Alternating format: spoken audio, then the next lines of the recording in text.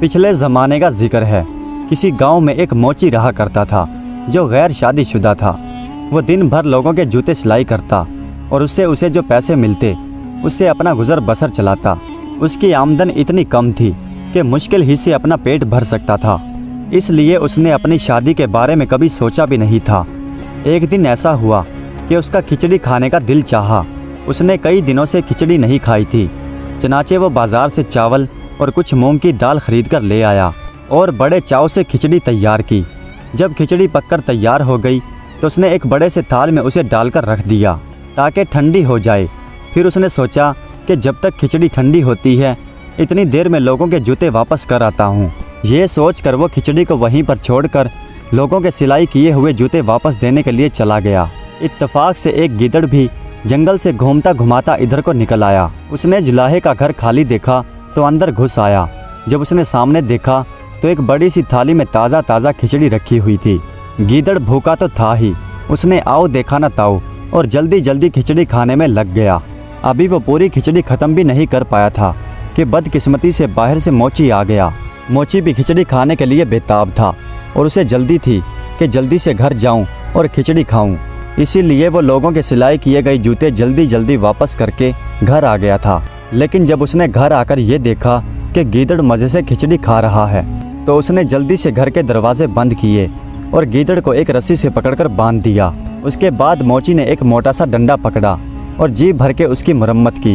वो थोड़ी थोड़ी देर बाद उठता और डंडा लेकर गीदड़ की ठुकाई शुरू कर देता और जब थक जाता तो फिर अपने काम काज में लग जाता।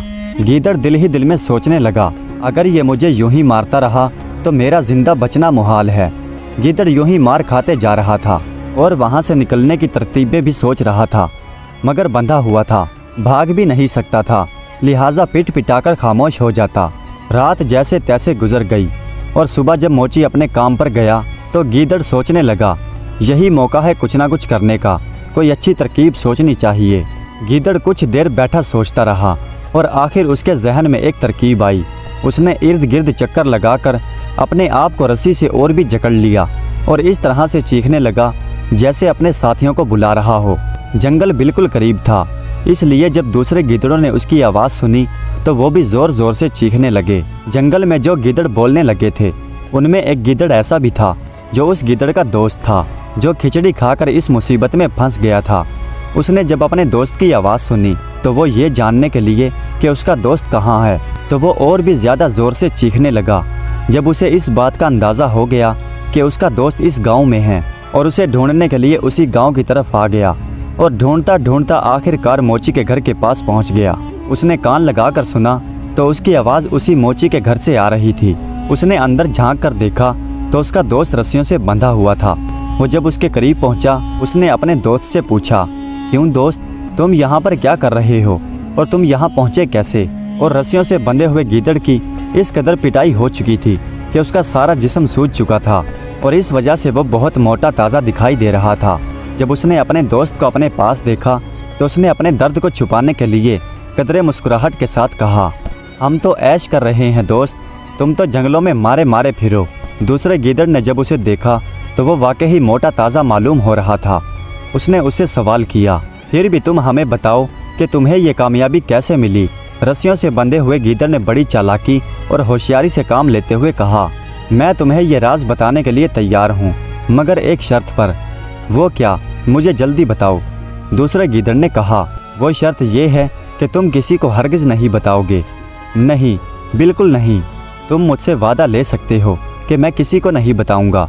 इस पर रस्सियों से बंधे हुए गीदड़ ने कहा, दरअसल बात यह है कि मुझे निहायत रहमदिल और नेक आदमी ने पकड़ लिया है। वह मेरी बहुत खातर तवज्जो करता है और तुम देख नहीं रहे कि उसने कैसे मुझे रस्सियों में जकड़ा हुआ है कि मैं कहीं अपने आप को छुड़ाकर यहाँ से चला ना जाऊँ। फिर उसने अपने ऊपर बंधी हुई रस्सियों की तरफ इशारा करते हुए कहा, देखो मैं किस कदर मोटा ताज़ा हो गया हूँ। वो आदमी मुझे हर रोज़ हलवा पूरी खिलाता है। दूसरा गीदड़ उसकी बातें सुन रहा था और दिल ही दिल में सोच रहा था कि काश ये मौका मुझे मिल जाए। हलवा पूरियों के नाम से उसके मुंह में पानी आ चुका था। बंधे हुए गीदड़ ने जब ये देखा कि उसका दोस्त उसके फरेब में आ चुका है तो वो आहिस्ता से बड़ी राजदारी के साथ कहने लगा कि तुम मेरे दोस्त हो, मैं तुम्हारे लिए ये कर सकता हूँ कि तुम मेरी रस्सियाँ खोल दो اور میں تمہیں اپنی جگہ پر باندھ دیتا ہوں، اور اس طرح سے تم بھی 2-3 روز میں میری طرح موٹے تازے ہو جاؤ گے اور خوب عیش کرو گے۔ باہر سے آنے والا گیدڑ بیوقوف تو بن ہی چکا تھا، اس لیے خوش ہو کر بولا، ہاں دوست، اچھا ہے، تمہاری مہربانی سے میں بھی 2-4 روز حلوہ پوری کھا لوں گا۔ لو میں تمہاری رسیاں کھول دیتا ہوں اور تم مجھے اپنی جگہ پر باندھ دو۔ اس کے بعد اس نے بندھے ہوئے گیدڑ کی رسیاں کھول دی۔ بندھے ہوئے گیدڑ نے خود وہاں سے آزاد ہو کر اسے وہاں پر باندھ دیا اور وہاں سے چلتا بنا۔ ادھر جب موچی اپنے کام سے گھر واپس آیا تو اس نے قریب پڑا ہوا ڈنڈا اٹھایا اور گیدڑ کی مرمت شروع کر دی۔ اسے کیا معلوم تھا کہ یہ وہی گیدڑ ہے یا کوئی اور۔ اس نے اپنا غصہ اتارنے کے لیے گیدڑ پر ایسی لاٹھیاں برسائی کہ وہ چیختا ہی رہ گیا۔ وہ بہت گھبرایا کہ یہ کیسا حلوہ پوری ہے جو مجھے مل رہا ہے۔ خیر کچھ دیر تو وہ خاموشی سے پٹتا رہا، لیکن جب اس نے دیکھا کہ موچی تو کسی صورت بھی بس نہیں کر رہا تو اس نے موچی سے کہا کہ تم مجھے اس طرح سے کیوں مار رہے ہو؟ میں نے تمہارا کیا بگاڑا ہے؟ ادھر جب موچی نے گیدڑ کو دیکھا کہ وہ انسانوں کی طرح باتیں کر رہا ہے تو وہ بہت حیران ہوا اور سوچنے لگا کہ اس سے پہلے تو یہ نہیں بولتا تھا۔ اس نے دل میں خیال کیا، یقیناً یہ مجھے پہلے بیوقوف بنا رہا تھا، اس لیے اس نے مجھ سے کوئی بات نہیں کی تھی، اور اب شاید یہ بہت زیادہ مار کھا چکا ہے اس لیے مجھ سے باتیں کرنے لگا ہے۔ موچی نے 2-4 ڈنڈے اور برسائے اور کہنے لگا کہ جب تک میں اپنی کھچڑی کا بدلہ پورا نہ لے لوں تو تمہیں اس طرح سے مارتا رہوں گا۔ بتاؤ تم نے میری کھچڑی کیوں کھائی؟ گیدڑ بیچارے کو اب پتہ چلا کہ اس کے دوست نے بیچارے موچی کی کھچڑی کھائی تھی اور اسی لیے اس نے اسے باندھ رکھا تھا۔ اس نے موچی سے کہا کہ میں نے تمہاری کوئی کھچڑی نہیں کھائی ہے۔ پھر اس نے بتایا کہ میں جب یہاں پر آیا تو یہاں ایک گیدڑ رسیوں سے بندھا ہوا تھا۔ اس نے مجھے بتایا کہ اگر تم یہاں میری جگہ پر بندھ جاؤ تو ہر روز ہی حلوہ پوری کھانے کو ملے گی، لہٰذا میں نے اسے یہاں سے کھول دیا اور وہ خود اپنی جگہ پر مجھے باندھ کر یہاں سے چلا گیا ہے۔ اب تم آئے ہو تو تم نے آتے ہی میری پٹائی شروع کر دی ہے۔ گیدڑ کی ساری باتیں سن کر موچی بولا، میں تمہارے سب مکر جانتا ہوں۔ اتنا کہہ کر اس نے 2-4 ڈنڈے اور گیدڑ کی کمر پر جڑ دیے۔ اب تو گیدڑ اور بھی گھبرایا اور سوچنے لگا کہ یہ تو مجھے جان سے ہی مار ڈالے گا۔ چنانچہ وہ موچی کی منت سماجت کرتے ہوئے بولا، اگر تم مجھے آزاد کر دو تو میں تمہاری شادی بادشاہ کی بیٹی سے کروا دوں گا۔ گیدڑ بولا، کیا کہا؟ موچی کا منہ کھلا کا کھلا رہ گیا۔ بادشاہ کی بیٹی سے میری شادی؟ اس نے بڑے تعجب سے پوچھا، یہ تم کیا کہہ رہے ہو؟ کہاں میں غریب موچی اور کہاں بادشاہ کی بیٹی؟ کیا تم مجھے بیوقوف بنا رہے ہو؟ اس پر گیدڑ بولا، نہیں، کہ میں سچ میں تمہاری شادی بادشاہ کی بیٹی سے کروا دوں گا۔ موچی حیرانی سے بولا، کیا واقعی؟ لیکن مجھے یقین نہیں آ رہا۔ گیدڑ کہنے لگا کہ میں تم سے وعدہ کرتے ہوئے کہہ رہا ہوں کہ میں اپنی بات کو پورا کروں گا۔ گیدڑ کی اس یقین دہانی کے بعد موچی نے اسے آزاد کر دیا۔ گیدڑ آزاد ہونے کے بعد موچی سے کہنے لگا، تم گھر میں ٹھہر کر میرا انتظار کرو، میں بہت جلد تمہارے لیے خوشخبری لے کر آؤں گا۔ اتنا کہہ کر گیدڑ وہاں سے رخصت ہو گیا۔ گیدڑ گاؤں سے نکل کر دریا کے کنارے پر پہنچ گیا۔ اس نے دریا کو پار کیا اور دوسرے کنارے پر پہنچ کر اس نے انسانی روپ دھار لیا۔ دریا کے اس پار ایک دوسرے بادشاہ کی حکومت تھی جس کا محل دریا سے کچھ ہی فاصلے پر واقع تھا۔ اس نے اپنے آپ کو الچی بنا لیا اور بادشاہ کے دربار میں پہنچ گیا۔ بادشاہ نے اسے دیکھا تو پوچھا کہ اے اجنبی تو کون ہے اور یہاں کس گھر سے آیا ہے؟ جواب میں اس نے سر جھکا کر کہا کہ بادشاہ سلامت، میں آپ کے پڑوسی ملک کے بادشاہ کا الچی ہوں۔ بادشاہ نے جب یہ سنا تو اسے بڑی عزت کے ساتھ پیش آیا اور اسے اپنے پاس بیٹھنے کے لیے جگہ دی اور اسے پوچھا، اے الچی کہو کہ تمہارے بادشاہ کا ہمارے لیے کیا پیغام ہے؟ الچی نے ادب سے کہا کہ اے بادشاہ، ہمارا بادشاہ ابھی کنوارا ہے اور اس نے آپ کی بیٹی کے لیے شادی کے لیے پیغام بھیجا ہے۔ اتفاق کی بات تھی کہ اس بادشاہ کی ایک بیٹی تھی اور وہ جوان تھی اور بادشاہ اس کے رشتے کے لیے پریشان تھا اور وہ اسی انتظار میں تھا کہ کسی سلطنت سے اس کی بیٹی کے لیے رشتہ آئے۔ جب اس نے یہ دیکھا کہ رشتہ خود بخود ہی آ گیا ہے تو وہ بہت خوش ہوا۔ اس نے الچی سے کہا کہ ہمیں یہ رشتہ منظور ہے اور اس نے ساتھ ہی شادی کے لیے تاریخ بھی طے کر دی اور الچی کو بہت سے قیمتی تحائف دے کر رخصت کیا۔ الچی وہاں سے رخصت ہو کر دوبارہ دریا پر آیا اور وہاں پہنچ کر پھر گیدڑ کے روپ میں آ گیا اور دریا پار کر کے سیدھا گاؤں کی طرف چل دیا۔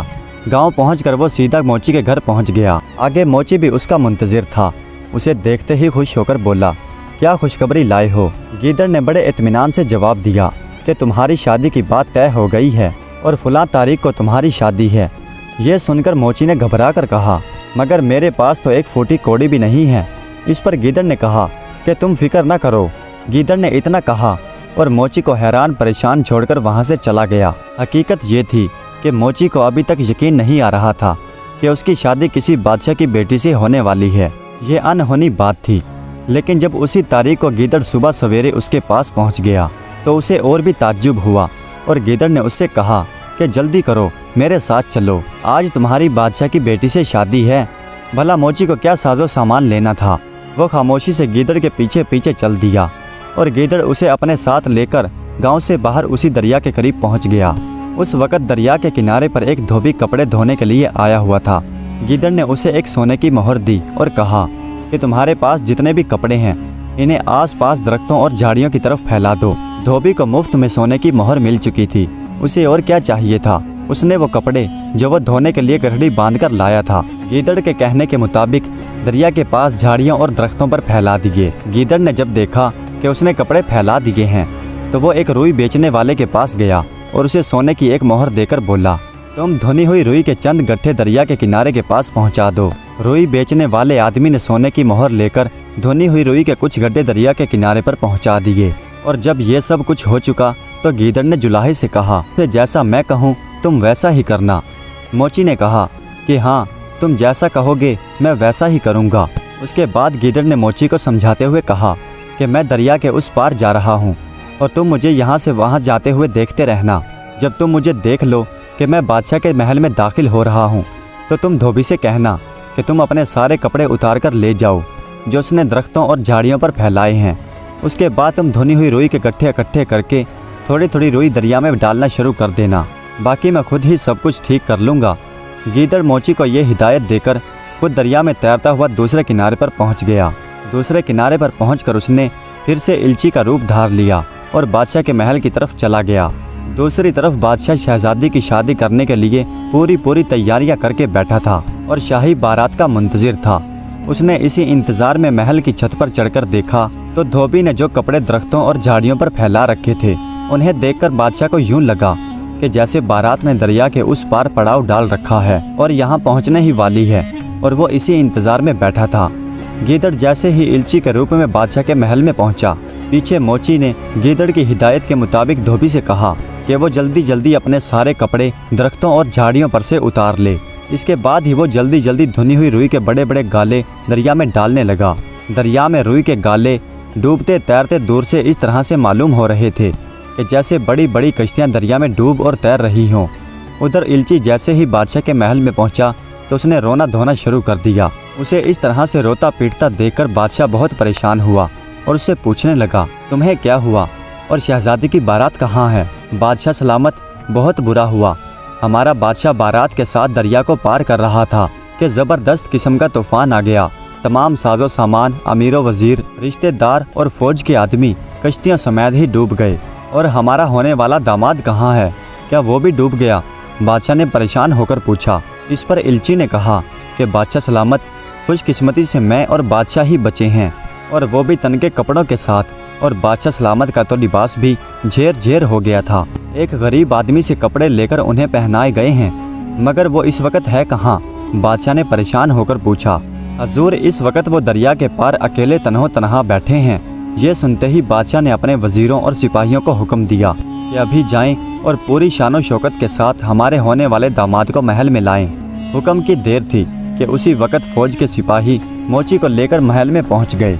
उस वक्त तक धोबी अपने सारे कपड़े समेटकर जा चुका था और रुई के बड़े बड़े गाले दरिया में डूब चुके थे।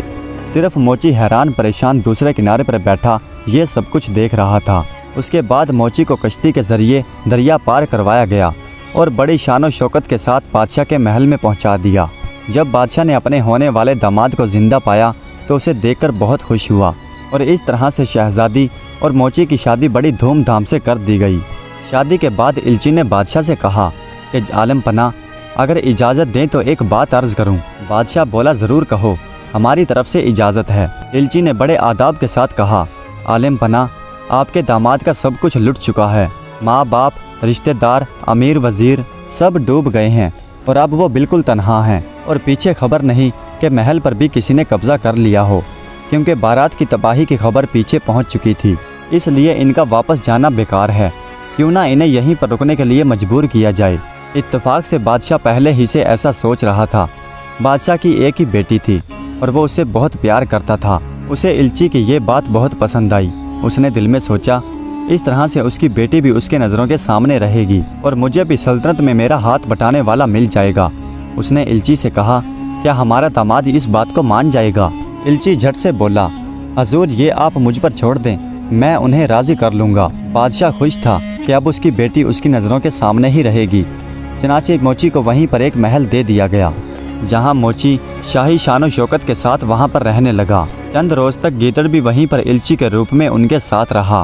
फिर एक रोज़ मोची से कहने लगा कि देखो, मैंने तुमसे जो वादा किया था उसे पूरा कर दिया है, अब मुझे इजाज़त दो ताकि मैं भी अपने साथियों से जा मिलूं।